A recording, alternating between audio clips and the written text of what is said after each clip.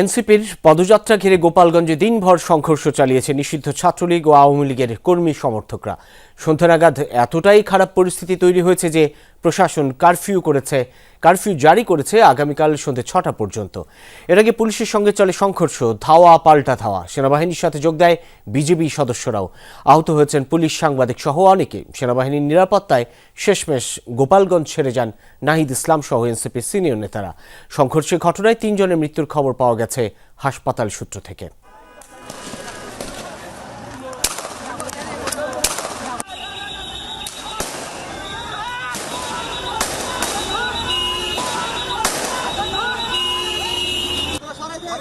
Stadium পর্যন্ত clear রাখছি। স্টেডিয়ামের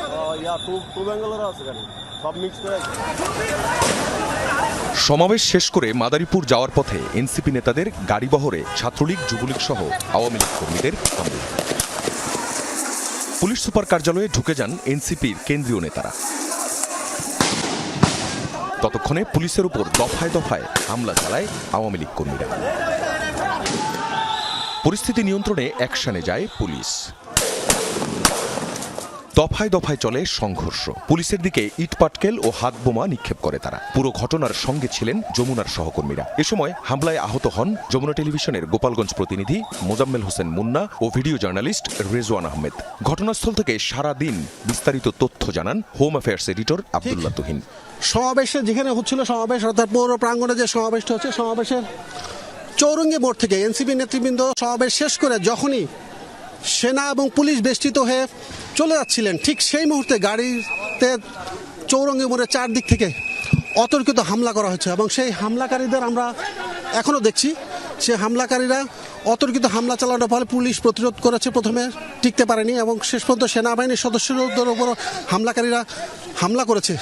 সে হামলা প্রতিরোধ করার জন্য সেনা সদস্যরা পাল্টা প্রতিরোধের চেষ্টা করে অনেকক্ষণ ঠেকিয়ে রেখেছিলেন, কিন্তু তারা ঘটনাস্থল ত্যাগ করার পরই পরিস্থিতি আরও খারাপের দিকে যায়।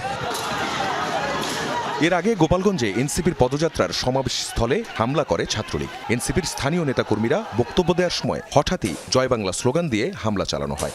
আওয়ামী লীগের এখন ওই ফেসবুকের মধ্যে বড় বড় কথা বলার কলিজা আছে, তাদের কলিজা নাই, মাঠে এসে কথা বলবে।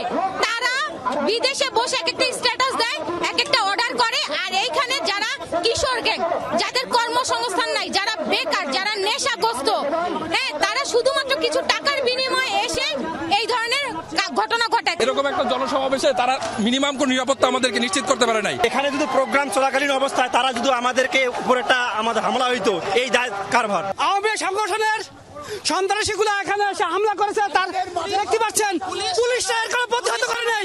আমাদের উপরে ভম নিক্ষেপ করেছে, আমাদের উপরে ভম নিক্ষেপ করেছে, ওখান থেকে পুলিশ কোনো প্রতিহত করে নাই।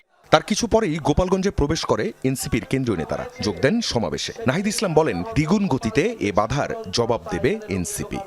এই গোপালগঞ্জের মুজিববাদীদের মাটিতে দাঁড়িয়ে আমরা ঘোষণা করছি, ওই মুজিববাদের আস্তানা ভেঙে দাও, করিয়ে দাও।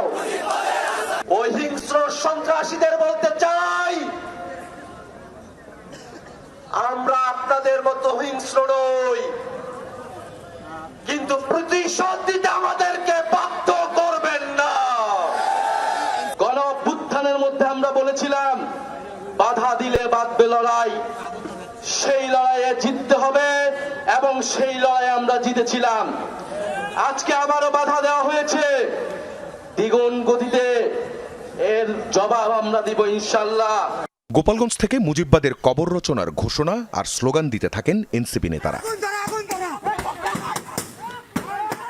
এর আগে সকালেও গোপালগঞ্জে পুলিশের গাড়িতে হামলা, ভাঙচুর ও আগুন দেয় ছাত্রলীগের নেতাকর্মীরা। আহত হন 4 পুলিশ সদস্য। গোপালগঞ্জ সদরের উলপুরে ঘটে এ ঘটনা। এছাড়া উলপুরেই ইউএনওর গাড়িতে হামলা ও ভাঙচুর করা হয়। কংসুর এলাকায় গাছের গুড়ি ফেলে সড়ক অবরোধ করে হামলাকারীরা। পরে প্রশাসন গিয়ে সড়ক থেকে সেসব সরিয়ে নেয়। সংঘর্ষের মধ্যেই বিকেল নাগাদ সেনাবাহিনীর নিরাপত্তায় গোপালগঞ্জ ছেড়ে যান এনসিপি নেতারা। আখলাকুস সাফা, যমুনা নিউজ।